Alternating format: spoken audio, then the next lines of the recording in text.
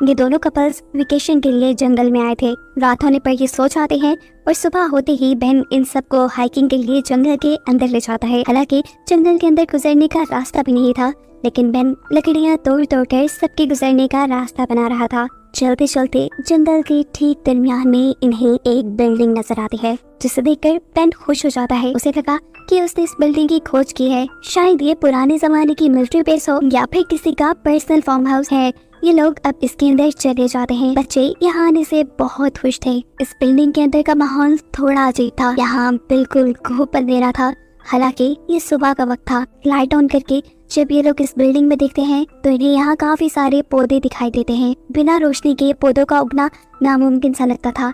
थोड़ी आगे जाने पे इन्हें इसी बिल्डिंग के अंदर एक बहुत ही गहरा कुआं नजर आता है। ये कुआं बहुत ही ज्यादा खौफनाक था। इसकी गहराई चेक करने के लिए बेन इसके अंदर एक पत्थर फेंकता है, जिसकी आवाज तक इन्हें नहीं आती।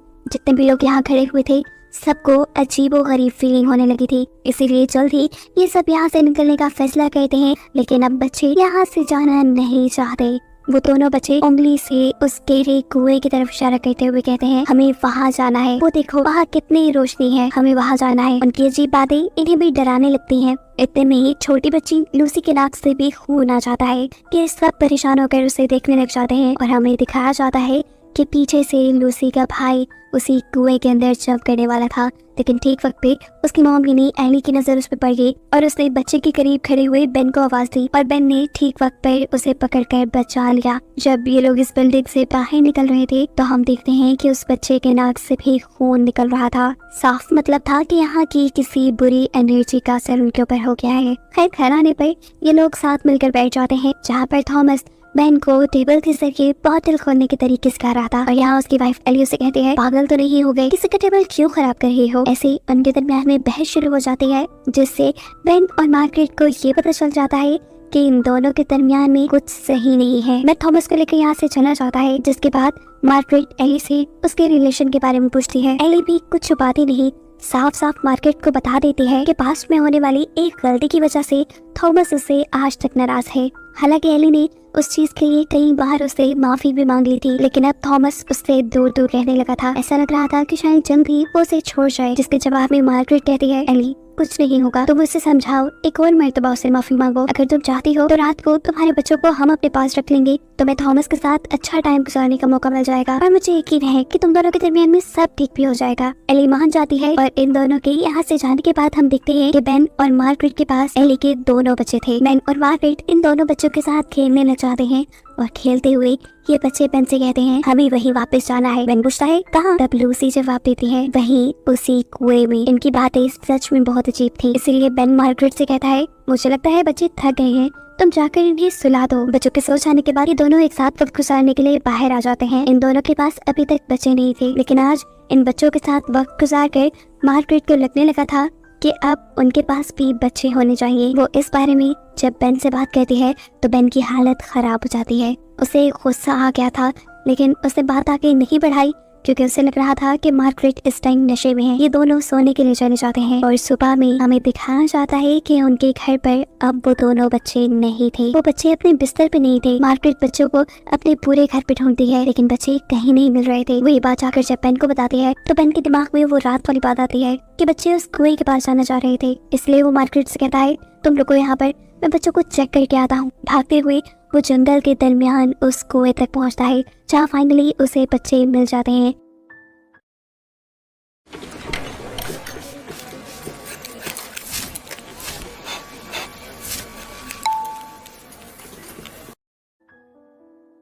इससे पहले कि वो बच्चों को बुलाता या पकड़ता, बच्चे उसे देखते ही उस कुएं में जंप कर चुके थे। बेन, जिसकी आंखों के सामने इतना बड़ा हादसा हुआ, उसे समझ ही नहीं आई कि वो क्या करे। सदमे में वो यही बैठ जाता है। काफी देर तक उसमें हिलने तक की हिम्मत नहीं रही थी, लेकिन अब उसे ये बात किसी तरह जाकर इन बच्चों के पेरेंट्स को बतानी थी। वो हिम्मत करता है और वापस जब आता है तो मार्गरेट की उसकी वाइफ उसे बताती है कि बच्चों को ना ढूंढो, बच्चे पहले ही अपने पेरेंट्स के घर जा चुके हैं। ये खबर अजीब थी। उसने तो खुद बच्चों को मरते हुए देखा था। बच्चों ने खुद उसके सामने कुएं में छलांग लगाई थी। उसने बच्चों की लाशें भी कुएं में देखी थी। फिर ऐसा कैसे हो सकता था कि वो बच्चे अपने पेरेंट्स के पास हों। अपनी वाइफ की बात पे यकीन ना करते हुए वो एली और थॉमस के घर जाता है, जहाँ पे सच में वो बच्चे खेल रहे थे। ये चीज उसे और भी ज्यादा परेशान कर रही थी। उसे अच्छी तरह याद था कि बच्चे वहाँ गिरे ही थे। वो ना उसका इल्यूजन था ना ख्वाब था, वो हकीकत थी। फिर ये बच्चे यहाँ कैसे? बेन लगातार उन बच्चों को घूर रहा था और यहाँ वो लड़का अपने डैड से कहता है, डैड अंकल बेन हमें इतनी देर से घूर क्यों रहे हैं? बच्चों की ये बात सुनकर बेचारा बेन शर्मिंदा हो जाता है। खैर अब वो फैसला करता है कि वो इन बच्चों से बात करेगा। वो इन बच्चों से बात करने के लिए इनके पास आता है और उनसे पूछता है कि आज सुबह में क्या हुआ था। ये बच्चे इधर उधर की बातें करने लगते हैं, उसे सीधा कोई जवाब नहीं देते। वो नोट करता है कि बच्चे आपस में किसी अजीब सी लैंग्वेज में बात कर रहे हैं। साथ ही साथ वो बच्चा छोटा सा एक बहुत बड़े से पत्थर से यहाँ कीड़ों को मार रहा है। साथ ही उसके अंदर बहुत ही ज्यादा ताकत आ गई है, क्योंकि उसने एक बहुत बड़ा सा पत्थर अपने हाथ में उठाकर वहाँ से दूर फेंक दिया था।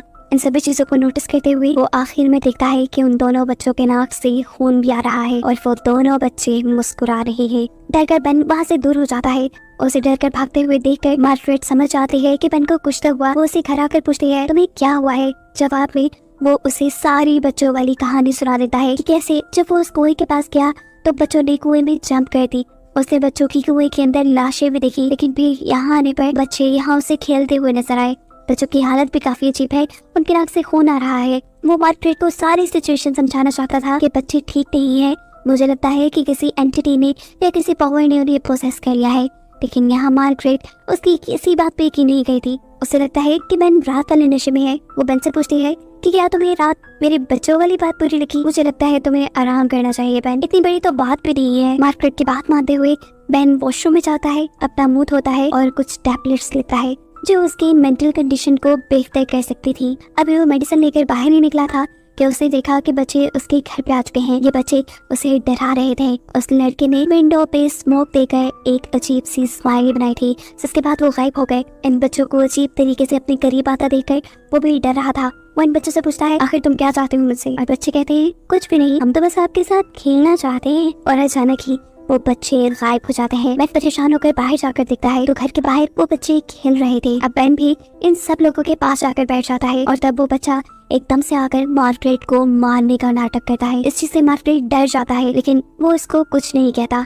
थोड़ी देर बाद उसकी बहन लूसी मार्गरेट के पास चिप्स का एक पैक लेके आती है। वो उससे ये चिप्स शेयर करना चाहती थी, लेकिन जैसे ही मार्गरेट ने उसके अंदर हाथ डाला तो उसमें बहुत से कीड़े थे। इस चीज से मार्गरेट को गुस्सा आ गया। वो अब इनकी इन गंदी शरारतों से तंग आ चुका था, इसलिए उसने दोनों बच्चों को डांट दिया। और ये देखकर थॉमस और एली को गुस्सा आ गया कि आखिर कोई भी उनके बच्चों को क्यों डांट सकता था। इस टाइम बेन देखता है कि उस छोटे से बच्चे के हाथ में उसकी मेडिसिन थी। वो इस मेडिसिन को हाथ में लेते हुए थॉमस को दिखाता है और कहता है, ये देखो बच्चे मुझे ओवरडोज करना चाहते हैं, ये मुझे मारना चाहते हैं, मुझे पता है ये काफी देर से ऐसी हरकतें कर रही है। लेकिन थॉमस अब उसकी एक बात सुनने वाला नहीं था। थॉमस को अपनी बात पे यकीन दिलाने के लिए वो उसे सुबह वाला सारा वाकया बता देता है कि सुबह में बच्चे उनके घर से गायब हो गए थे और जब उसने कुएं के पास जाकर देखा तो बच्चों ने कुएं में जंप कर दी। ये बात सुनकर तो थॉमस और एली दोनों ही कंट्रोल से बाहर हो जाते हैं। उनको समझ ही नहीं आ रही थी कि वो रिएक्ट कैसे करे। वो बेन से कहते हैं कि तुम दोनों इतने रेयर समझदार कैसे हो सकते हो? माना कि तुम्हारे बच्चे नहीं, लेकिन तुम लोग खुद तो बच्चे नहीं हो। किसी का ख्याल रखना इतना भी मुश्किल नहीं होता। मार्गरेट उन्हें समझाने की कोशिश भी करती है, लेकिन बात बिगड़ जाती है। जिस पर बेन कहता है, अच्छा ठीक है, अगर तुम्हें अपने बच्चों की इतनी ही परवाह थी तो तुम खुद अपने पास रख लेते ना, लेकिन तुम्हें तो अपनी शादी बचाने की फिक्र थी।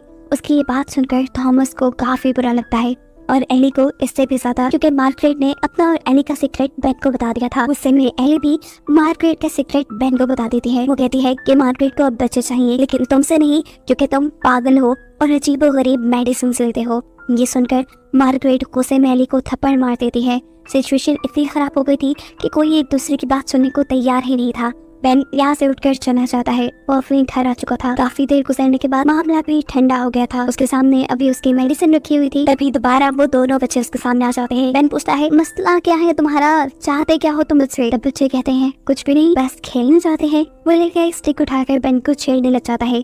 गुस्से में बेन उसके हाथ से वही स्टिक छीनकर जब उसे अपने से दूर करने की कोशिश करता है तो वो स्टिक अब उसे पेट में लग चुकी थी। इस स्टिक के लगने की वजह से वो मर भी चुका था। ये सब इतना सडन हुआ कि इन्हें कुछ समझ नहीं आई। इन्हें हॉस्पिटल ले जाने का भी टाइम नहीं मिला। अपने बच्चे की मौत से एली अब सदमे में आ चुकी थी। अपने बच्चे की मौत से एली अब सदमे में आ चुकी थी। मार्गरेट को लगता है कि बेन अब सच में पागल हो गया है। उसने एक बच्चे का मर्डर जो कर दिया, वो गुस्से में बेन को घर से बाहर निकाल देती है और थॉमस पुलिस को कॉल कर देता है अपने बेटे के मर्डर के लिए। मार्गरेट जैसे ही घर से बाहर आती है, वो मार्गरेट को समझाने की कोशिश करता है, देखो मार्गरेट, मैं पागल नहीं हुआ, तो मेरा यकीन मानो, ये बच्चे नहीं हैं, ये कोई एंटिटीज हैं। देखो मैंने खुद बच्चों की लाशों को उस घड़े में देखा था, तुम चाहती हो तुम भी मेरे साथ आओ। वो उसे जबरदस्ती वहाँ गड्ढे तक ले जाता है, लेकिन यहाँ आने पर मार्गरेट को तो उस कुएं में, उस गड्ढे में कुछ नजर नहीं आया और ऐसे उसे यकीन हो गया कि बेन पागल हो चुका है। वो बेन को वहीं छोड़कर खुद वापस घर आ जाती है। वो जब घर पहुंची तो सबसे पहले उससे मिली लूसी, जो उससे कुछ बात करना चाह रही थी, लेकिन फौरन दूर से थॉमस ने उन्हें देखकर कहा, मार्गरेट लूसी से दूर रहो। उस थॉमस की बात समझ नहीं आती, लेकिन खैर वो थॉमस की बात मानते हुए घर के अंदर चली जाती है, जहाँ अभी भी एली सदमे में थी। देखने को मिलता है कि एली के पास लेटा हुआ उसका मरा हुआ बेटा एकदम से अपनी आंखें खोल लेता है और मालूम होता है कि वो इतनी देर से सिर्फ मरने का नाटक कर रहा था। जब मार्गरेट एली के रूम में आई तो उसे एली कहीं नजर नहीं आई। उसे चीखों की आवाजें भी आई थी कुछ देर पहले। आगे जाने पर उसने देखा कि एली बुरी तरह जख्मी है और ये काम किया था उसी के बेटे ने, जो कि अब उसी का बेटा मार्गरेट को भी मारने के लिए उसके सामने आ चुका था। एली भी उसकी गोद में ही दम तोड़ देती है, यानी एली उसकी गोद में ही मर चुकी थी और अब मार्गरेट को बेन की कही सारी बातें समझ आ रही थी। वो जान गई थी कि बेन सच कह रहा था, ये बच्चे नहीं रहे, बल्कि ये कुछ और ही बन गए हैं। इस बच्चे की भी अब आंखें चमक रही थी और वो कीड़ों जैसी आवाजें निकाल रहा था। इससे पहले कि ये बच्चा मार्गरेट के पास आकर उसे मार देता, मार्गरेट दरवाजा बंद कर देती है। अब तो लूसी भी इस घर के अंदर आ चुकी थी। मार्गरेट चुपके से लूसी का साया देखती है, जो एक बहुत बड़े से बग की तरह दिख रहा था।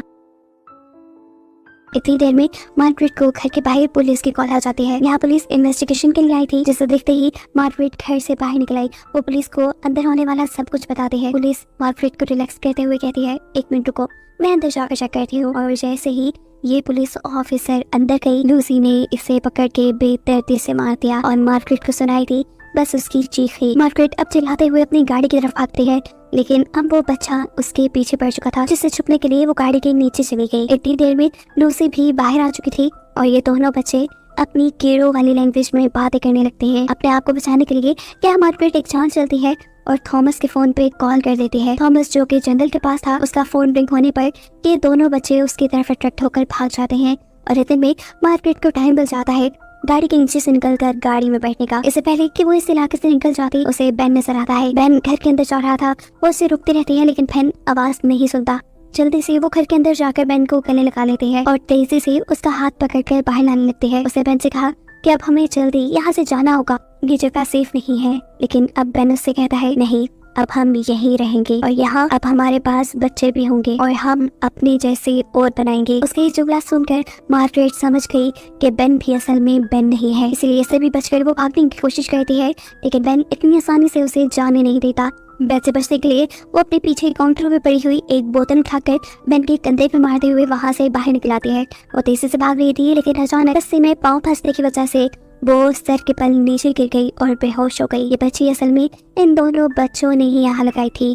उसे जब होश आया तो उसने देखा कि ये दोनों बच्चे उसे घसीटते हुए उसी कुएं तक ले जा रहे हैं, जहाँ से वो हिप्नोटाइज हुए थे, जहाँ से वो पोजेस हुए थे। इस घड़े के अंदर पहले से ही एली, थॉमस और बेन की लाशें थी। मार्गरेट यहाँ रहना नहीं चाहती थी, इसलिए उस कुएं से निकलकर वो भागते हुए अपने घर के पास आ जाती है। यहाँ से गाड़ी लेकर वो जाना चाहती थी, लेकिन उसका इरादा फेल कर देता है उसका ही हस्बैंड बेन, जो कि उसका हस्बैंड नहीं है। और तब मार्गरेट की मदद करने के लिए एंट्री करता है यहाँ पर जख्मी थॉमस, जिसके बारे में अब हमें पता चल गया कि वो भी मरा नहीं था। वो ये बात जान गया था कि बेन और अपने बच्चों से बचकर वो यहाँ से नहीं जा सकता, इसीलिए उसने मार्गरेट की यहाँ से भागने में मदद की। उसने बेन को रोका, जिसके बाद मार्गरेट अपनी गाड़ी में बैठकर यहाँ से भाग पाई। मार्गरेट ने बहुत तेज गाड़ी चलाई और पीछे मुड़ के नहीं देखा। कहीं 100 किलोमीटर दूर जाने के बाद उसने गाड़ी रोकी। उसकी हालत खराब हो रही थी, वो रो रही थी क्योंकि उसे सदमा हो चुका था। एक ही रात में उसने अपने हस्बैंड और अपने दोस्तों को खो दिया था। इस चीज पर भरोसा करना थोड़ा मुश्किल था।